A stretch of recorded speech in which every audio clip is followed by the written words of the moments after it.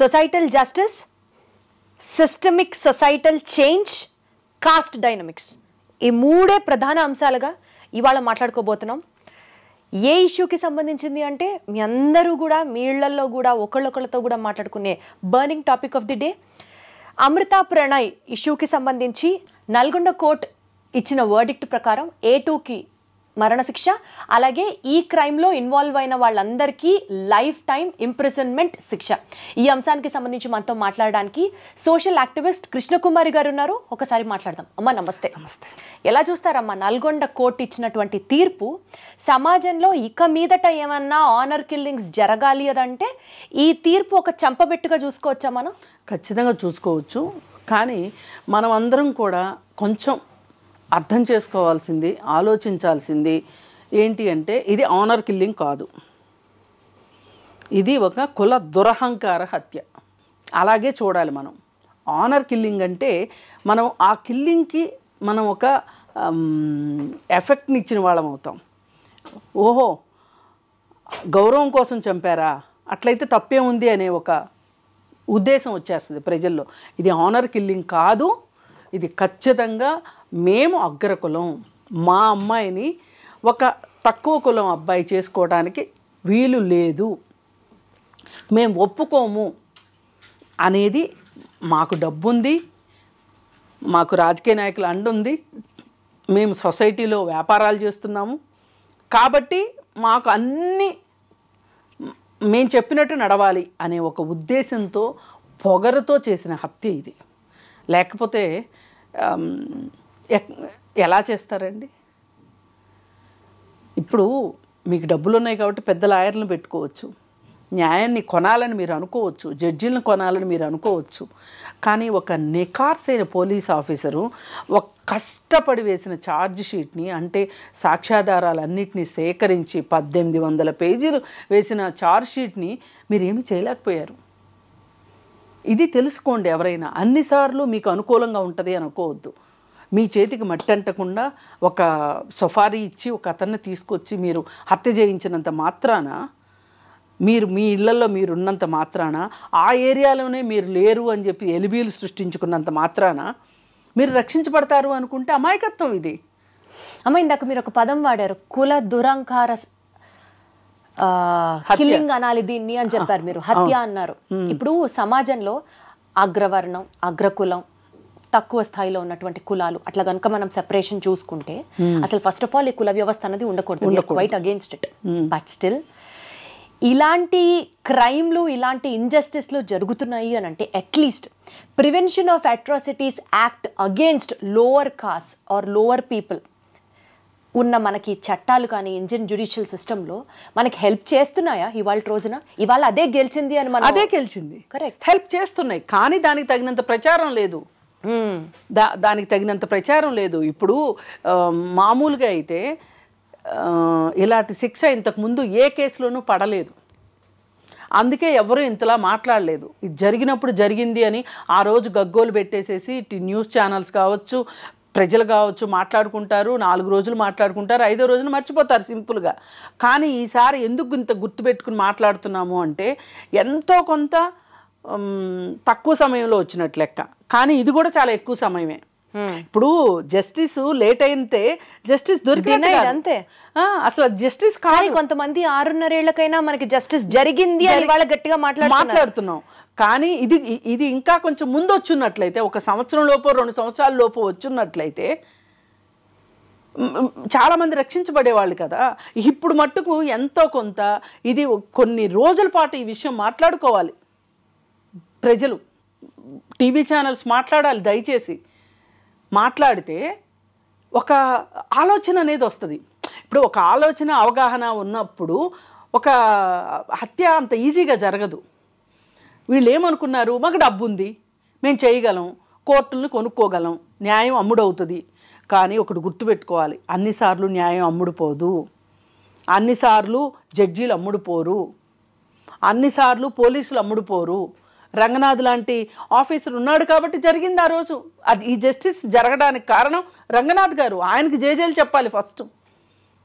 ఆ రోజు అక్కడ జిల్లా ఎస్పీగా ఉన్నారు ఆయన వేశారు కాబట్టి ఈ ఛార్జ్షీట్ ఇంత పకడ్బందీగా ఉంది. పైగా ఇవాళ ఆయన అడిగితే ఏం చెప్తున్నారంటే వాళ్ళు హైకోర్టుకి సుప్రీంకోర్టుకి వెళ్తే వాళ్ళు మళ్ళీ రక్షించబడతారా అంటే, మేము వేసిన ఛార్జ్షీట్ ఆషామాషిది కాదు, మేము సేకరించిన సాక్ష్యాధారాలు ఆషామాషి కాదు, మేము ఎంత కష్టపడి లేట్ అయినా సరే మేము ఎన్నో ఏమనాలి ఆధారాలను సేకరించాం, మేము టెక్నికల్ ఎవిడెన్స్ సేకరించాం. ఏఐ యూజ్ చేసి మరి వాళ్ళు ఎవిడెన్స్ ని సేకరించారు. అంటే ఎంత లోతుగా చేశారు చూడండి, వాళ్ళ లోతుగా చేశారు. కోర్టులో ట్రయల్ కూడా అలాగే జరిగింది. పోలీసులను కూడా ఆ విధంగా ఆయన సన్నద్ధం చేశారు. క్రాస్ ఎగ్జామిన్లో ఒక్క సాక్షిని 10 రోజులు ఎగ్జామిన్ చేశారంట, క్రాస్ ఎగ్జామిన్. అంటే ఎంత అద్భుతంగా జరిగింది. అందరి సహకారం ఉంది దీంట్లో. ఈ సహకారంతో ఇవాళ ఈ జస్టిస్ జరిగింది అని అనుకుంటున్నాం. అమ్మ, యూజువల్ గా ఒక రెగ్యులర్ మైండ్ సెట్ మనది ఎలా ఉంటుంది తెలుసా? సపోజ్ ఇప్పుడు పోలీసులు కల్ప్రిట్స్ ని పట్టుకోలేదు అనుకోండి, పోలీసులు అమ్ముడుపోయారు, చట్టం తన పని తను చేసుకుపోవట్లేదు, చట్టం అమ్ముడుపోయింది, ఇలా మాట్లాడతాం. ఇవాళ రోజున పోలీసుల దగ్గర నుంచి న్యాయ వ్యవస్థ దాకా ప్రతి ఒక్కళ్ళు ఖచ్చితంగా నికార్సుగా పనిచేశారు కాబట్టి ఇవాళ మనకి జస్టిస్ వచ్చింది అనుకుంటే, రెండో సైడ్ ఆఫ్ ది కాయిన్ మాట్లాడితే ఇప్పుడు సమాజం బాధ్యత ఉంది. సమాజంలో కూడా డీప్ గా నాటుకుపోయిన ఇలాంటి మైండ్ సెట్స్ మారాలి, 100% మారాలి. అవి ఎలా మారుతాయి అంటే, మనము ఈ జరిగిన దాని గురించి గ్లోరిఫై చేస్తూ మాట్లాడాలి. ఏది ఇవాళ వచ్చిన తీర్పుని మనం మాట్లాడాలి. ఆ జరిగిన నేరాన్ని నేరంగా మాట్లాడుకోవాలి. వాళ్ళు ఏం సాధించారు ఈరోజు, మారుతిరావు ఏం సాధించాడు, శ్రవణ్ ఏం సాధించాడు, ఈవేళ ఎవరికి నష్టం జరిగింది. ఇవాళ నిజంగా ప్రణయ్ తల్లిదండ్రులకి కొడుకు లేకుండా పోయాడు. ఇప్పుడు అమృతకి భర్త లేకుండా పోయాడు. ఆ బుడ్డోడికి వాడికి ఏం తెలుసు, వాడు అసలు తండ్రినే చూడలేదు. ఎంత దుర్మార్గం, ఎంత దారుణం. ఏమి మీరు ప్రేమ కోసం చస్తాము, ప్రేమ కోసం చంపుతాము అని మీరు మాట్లాడుతున్నారు కదా. ఇది ప్రేమ కోసం చంపటం చావటం కాదు. చచ్చేంత ప్రేమ, చంపేంత ప్రేమ ఎవరికి కావాలండి? ప్రేమ అది కోరుకోదు, బతికించే ప్రేమ కావాలి. అదే కదా. అదే ఆ రోజు సరే వాళ్ళ నిర్ణయానికి వాళ్ళని వదిలేసి మీ దోవను మీరు బతుకుంటే, వాళ్ళ దోవను వాళ్ళని బతకనిస్తే ఏమయ్యేవాళ్ళు? బతికి చూపించేవాళ్ళో కాదో, లేదంటే నీ కూతురు నీ దగ్గరికి వచ్చేదేమో నీ కోరిక ప్రకారం. ఆ భర్త నచ్చకపోతే ఏం చిరంజీవి గారు అమ్మాయి వచ్చేస్తే చిరంజీవి గారి దగ్గర పెట్టుకోవాలా? ఏం నువ్వు కూడా అలాగే చేసేవాడివి కదా, చేయొచ్చు కదా. ఒక గిల్ట్ తోనే కదా మొన్న ఆయన కూడా సూసైడ్ చేసుకున్నాడు. ఏం సాధించాడు మారుతిరావు? ఇప్పుడు అసలు ఇంకో కొత్త విషయం, శ్రవణ్ భార్య కూతురు కోర్టు దగ్గర కాస్త హడావుడి చేశారు. ఆ రోజు మీకు తెలియదా?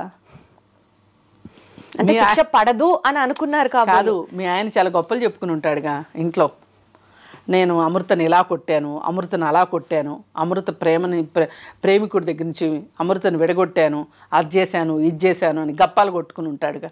అవన్నీ మీరు వినే ఉంటారుగా. అన్న కోసం ఆ మాత్రం ఈ తమ్ముడు చేయడా, అన్న రాముడు కోసం ఉన్న లక్ష్మణుడు లాంటి వాడని కీర్తించారు కదా ఆ రోజు. మరి ఆ రోజు ఇవాళ శ్రవణ్ కూతురు అంత ఏడుస్తూ మాట్లాడుతూ, అంత బాధపడుతూ, వాళ్ళ ఆవిడ మీకు ఒక నమస్కారం అని చెప్పి అందరికీ చెప్పటము, ఇవన్నీ మరి ఆ రోజు మీకు మీ భర్త మీ తండ్రి చేసింది చాలా హీరోయిక్గా అనిపించింది. అంతా అమృత వల్లే జరిగింది, అంతా అమృత చెప్పిందా భర్తను చంపేయమని? ఎందుకు చంపాలి? ఇవాళ కనీసం మీరు రేపొద్దున అతను జైల్లో ఉంటే ములాఖత్కి వెళ్ళడానికైనా అవకాశం ఉంది. కానీ ఈ ప్రణయ్ తల్లిదండ్రులకి ములాఖత్ ఉందా? కొడుకుతోటి అమృతకి ములాఖత్ ఉందా? అమృత కొడుక్కి తండ్రితో మాటామంతి ఉంటుందా? లేదు కదా, లేకుండా చేశారు కదా. ఎవరికి ఎక్కువ అన్యాయం జరిగింది? వాళ్ళు మీకేదో అన్యాయం జరిగిందని అంత బాధపడిపోయి గగ్గోలు పెట్టేసి ఏడుస్తున్నారు. అసలు ఇంకో మాట, అసలు ఈ మారుతిరావు అనే ఫ్యామిలీకి పెద్ద ఫైనాన్షియల్ బ్యాక్గ్రౌండ్ ఏమీ లేదు.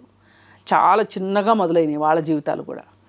ఎన్నో దరిద్రాలు చేసి రియల్ ఎస్టేట్ రంగనాథ్ గారు మాట్లాడుతూ రియల్ ఎస్టేట్ చేశాడు. కానీ రియల్ ఎస్టేట్ చేసే వాళ్ళందరూ దొంగలు దుర్మార్గులు కాదు. అతను ఏ విధమైన తప్పులు చేయకపోతే సఫారీ గ్యాంగులతోటి పరిచయం ఉంటుంది. అసలు ఒక గుజరాత్ గ్యాంగ్ తోటి ఆయనకి పరిచయం ఉంది. ఆయన రియల్ ఎస్టేట్ దందాలు చేసేటప్పుడు బెదిరించడానికి ఆయన స్థలాలని ఆక్రమించి అవన్నీ చేసేటప్పుడు ఆయనకు అండదండగా ఉన్న వాళ్ళే ఇతన్ని పరిచయం చేశారు, ఈ సఫారీ గ్యాంగ్ని. అలా వచ్చినాయి ఈ డబ్బులు మీకు. లేకపోతే ఈరోజు కోర్టు దగ్గర నుంచి పారిపోవడానికి కార్లు, ఉండటానికి పెద్ద పెద్ద ఇళ్ళు, ఇవన్నీ ఎక్కడి నుంచి వస్తాయమ్మా? అడగండి ఒకసారి మీ శ్రవణ్ని. ఈసారి వెళ్ళినప్పుడు మీ నాన్న అడుగమ్మా. అందుకే అన్న రుణం తీర్చుకుంటానికి హనుమంతుడిలాగా మీ నాన్న ప్రవర్తించాడు. బాబాయిలు అనగానే ఏదో వీళ్ళకి తండ్రి తర్వాత తండ్రితో సమానం అంటారు. ఆ తండ్రితో సమానమని ప్రేమాభిమానాలు పంచితే మంచిదే కానీ ఇలా హత్యా రాజకీయాలు అయితే చేయాల్సిన అవసరం లేదు, హత్యలు చేయాల్సిన అవసరం లేదు. వీళ్ళేదో హోల్ అండ్ సోల్ ఫ్యామిలీ మొత్తాన్ని చిన్నాన్నలే నెత్తికెత్తుకున్నట్లు, పిల్లలు మంచి చెడులు, వాళ్ళ నడవడికలు అన్నీ చూడడానికి వీళ్ళు ఉన్నట్లు సినిమాల్లో కూడా అలాగే చూపిస్తారు కదా. మనం చాలా సినిమాల్లో కూడా చూసాం అది. అయితే మరి ఇవన్నీ ఎందుకు? ఇవన్నీ జరగకుండా మనం చాలా సిచ్యువేషన్స్ చూస్తాం కదమ్మా, కొన్ని సినిమాల్లో కూడా చూపించారు. ఇంటర్ కాస్ట్ మ్యారేజ్ చేసుకున్నటువంటి కపుల్స్ ఆ కమ్యూనిటీస్లో వచ్చిన డిఫరెన్సెస్ వల్ల కావచ్చు, ఆర్ తన లైఫ్ వేరు తిన లైఫ్ వేరు, కలిసి ఉన్న తర్వాత కలిసి ఉంటున్నప్పుడు కొన్ని సమస్యలను చూసిన తర్వాత విడిపోయిన సందర్భాలు కూడా మనం బోల్డ్ చూసాం. ఇలాంటివి జరగకుండా ఉండడానికి పేరెంట్స్ గా మేము అది కాస్త జాగ్రత్త పడతాము, దాన్ని ఇంత తప్పుగా చూపించాల్సిన అవసరం లేదు అని కొంతమంది ఇంకా వితండంగా వాదిస్తూ ఉంటారు. కరెక్టే. నేనేమంటానంటే వాళ్ళు వచ్చేసినప్పుడు మీరు ఆదరించండి. వచ్చినప్పుడు అప్పుడు ఏమన్నా గొడవలు అయినప్పుడు అప్పుడు చూసుకోండి, అప్పుడు ఆదరించండి. ఎంతైనా ఒక మనిషిని చంపడం ఎంతవరకు కరెక్ట్? మీ అమ్మాయిని మీరు జాగ్రత్త చేసుకోవాలనుకోవడం తప్పే కాదు. Very well said. నేనేం కాదన్ను, కానీ వేరే వాళ్ళ పిల్లోని చంపే హక్కు ఎక్కడుంది మీ అమ్మాయి కోసం? దట్టు మీ అమ్మాయి ఏమన్నా మీ ఇంటికి వచ్చిందా? రాలేదు కదా.